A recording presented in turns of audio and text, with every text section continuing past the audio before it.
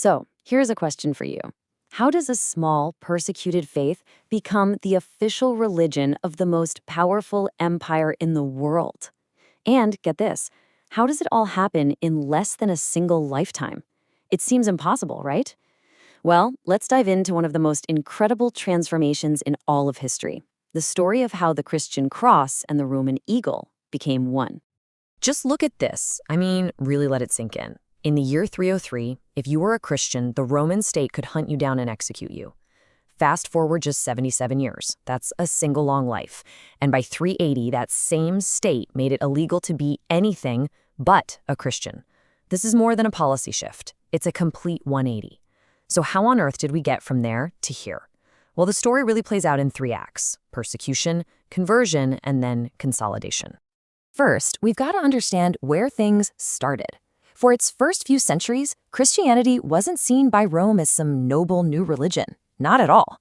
To them, it was this weird, stubborn, and totally unsanctioned cult that seemed to threaten the very fabric of Roman society. So, why was Rome so hostile? Well, it boils down to a few key things. Christians just flat out refused to worship the Roman gods, and crucially, the emperor, who was considered divine. Now, for a Roman, that wasn't just a private religious choice. It was basically treason.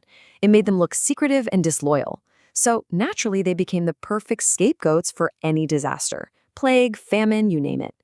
This all reached a terrifying peak in 303 AD, with Emperor Diocletian, who kicked off the Great Persecution, the most brutal empire-wide attempt to completely stamp out Christianity for good. And then, right at the faith's darkest hour, when it seemed like it could all be over, everything changed. And the reason? It all comes down to one man, a Roman general fighting for the throne, a guy named Constantine. What happened to him would literally change the course of Western civilization. The story is absolutely legendary. It's 312 AD, and Constantine is on the eve of a massive make-or-break battle. As the story goes, he looks up into the sky and sees a vision, a Christian symbol, maybe a cross, maybe a Cairo, and with it, he hears a promise. In this sign, you will conquer. So he does it. He has his soldiers paint the symbol on their shields, and what happens? They win. And Constantine is convinced he won because of the power of the Christian God. That vision had an immediate, and I mean immediate, impact. The very next year, 313, Constantine is co-emperor, and he issues the Edict of Milan. This thing was revolutionary. It wasn't just a temporary truce. It was an official declaration of religious tolerance across the entire empire. For the first time, Christianity was officially okay. Just like that, the age of persecution was declared over.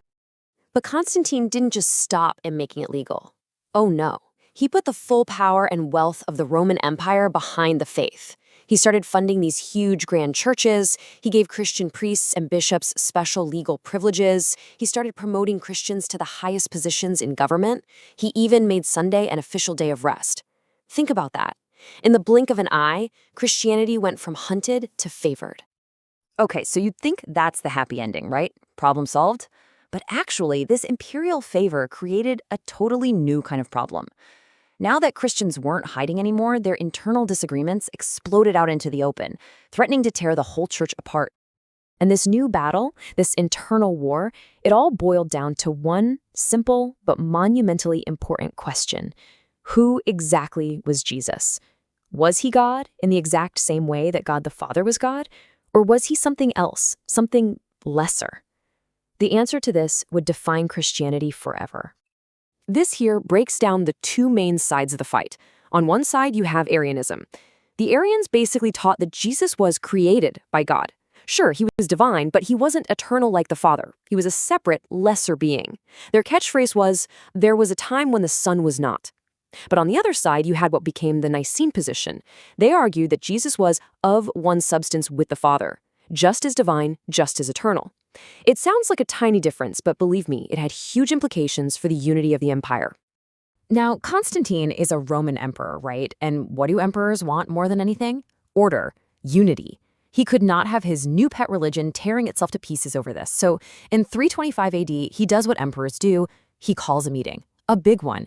He summons over 300 bishops from all over the empire to a city called Nicaea to sort this out and create one single, unified, official Christian doctrine. And that council sets the stage for the final act of this story. Because after Constantine, Christianity was the most popular, most powerful religion in the empire. But it wasn't yet the only religion.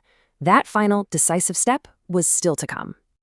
And you can see the whole roadmap right here. It's a clear progression. 313, tolerance is granted. Boom. 325, the doctrine gets defined. Check. And then, the final piece of the puzzle falls into place in 380 with the Edict of Thessalonica. Each step logically follows the one before it.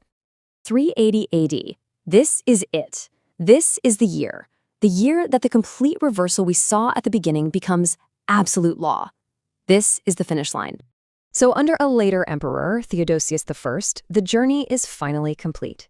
He takes that Nicene Christianity that was hammered out at the council, and he makes it the one and only official religion of the state.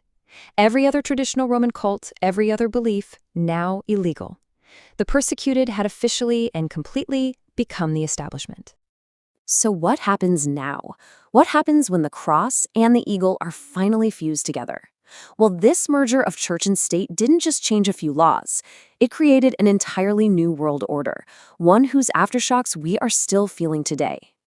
Let's just quickly break down that legacy.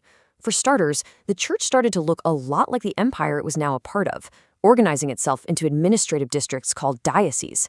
Roman emperors could now claim their rule was backed by God himself, giving them a whole new level of authority. This whole thing gave birth to the very idea of Christendom, a unified political and religious empire.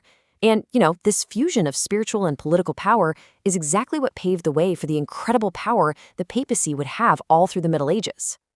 And all of this leaves us with one final, really deep question to think about. When this small, countercultural faith became woven into the fabric of the world's most powerful empire, was that a betrayal of its original message? A corruption? Or was it the ultimate fulfillment of its destiny to shape the world? That, right there, is a question people are still debating to this day.